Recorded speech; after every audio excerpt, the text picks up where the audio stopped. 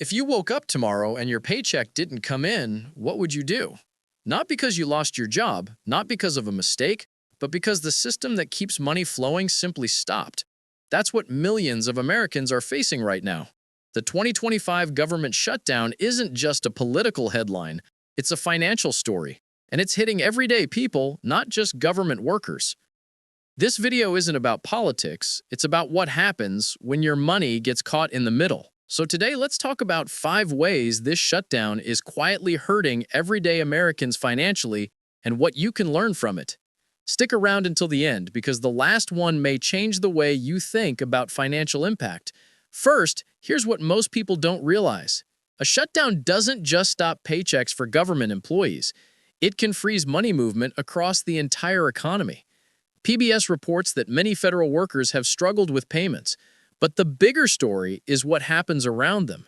Forbes explains that when government payrolls stop, small businesses feel it.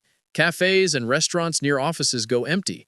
Small businesses that have contracts with federal agencies and that are not currently being paid are the ones most feeling the most negative consequences of the work stoppage. And that's just the start. Because when paychecks pause, the money that circulates through local economies slows down. People start spending less, and businesses start earning less.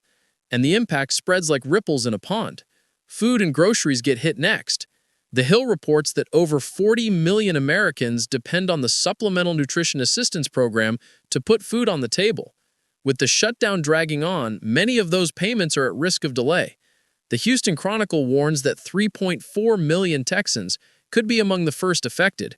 Reuters adds that a group representing more than 1,000 mayors have asked the United States Department of Agriculture to release emergency funds to keep benefits running, so families can be stuck waiting with empty pantries. Food banks across the country are bracing for a surge. Time calls it a man-made disaster.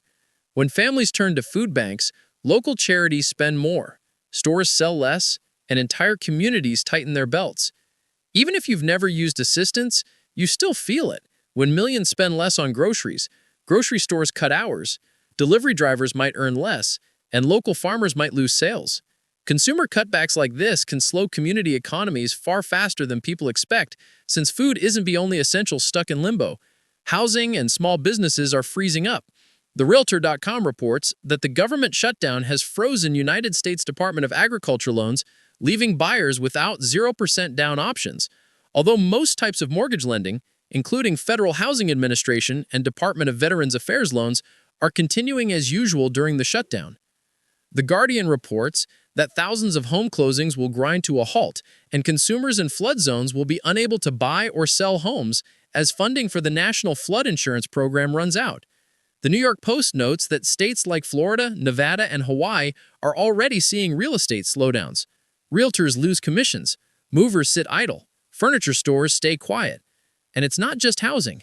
Forbes and other media outlets explain that thousands of entrepreneurs can't access Small Business Administration loans. No loans mean fewer openings and postponed hiring right before the holiday season. This means less money flows into neighborhoods. Even if you're not a homeowner or a business owner, you'll still feel the next one, and it's something that hits almost everyone. Travel and everyday life are being disrupted everywhere. If your last airport trip felt chaotic, you're not imagining it. Staffing shortages in the Transportation Security Administration and Federal Aviation Administration are causing flight delays nationwide. Many of those workers are still on the job but without paychecks. Some are calling in sick. Each delay costs airlines and passengers money, rebookings, missed connections, extra hotel nights. Multiply that by thousands of flights, and you get a hidden national bill in the millions. Other public services, such as park operations, are slowing too. And when national parks close, nearby restaurants and hotels lose business almost overnight. And it doesn't stop there. The biggest impact isn't flights or food. It's what all of this adds up to in the bigger financial picture. Politico reports that the White House Economic Advisors estimates the shutdown cost the U.S. about $15 billion in overall economic output every week. J.P. Morgan Research explains that when the government halts, vital economic data gets delayed. Investors and businesses make decisions with less information, since the shutdown can delay publication of official data for the Federal Reserve. A news outlet from France reports that the global reaction matters too. When foreign investors see instability, they demand higher returns to lend money. and those costs come back to American households. Harvard Kennedy School notes that these shutdown cycles erode public confidence. When confidence fades, spending can slow, and when spending slows, pay raises can shrink. That's the real downstream effect, invisible but expensive. The Congressional Budget Office reminds us that even after a shutdown ends, agencies spend billions catching up on back pay and overtime, so the cost keeps snowballing long after the headlines fade. So, what you can do about it? If you are a federal worker and your income is affected by the shutdown, contacting lenders early could be an option. Per the American Banking Association, many banks offer assistance to federal employees, members of the military, and their families and federal contractors. For everyday Americans, at times like this, it's important not to make emotional money moves, because stress leads to poor financial choices.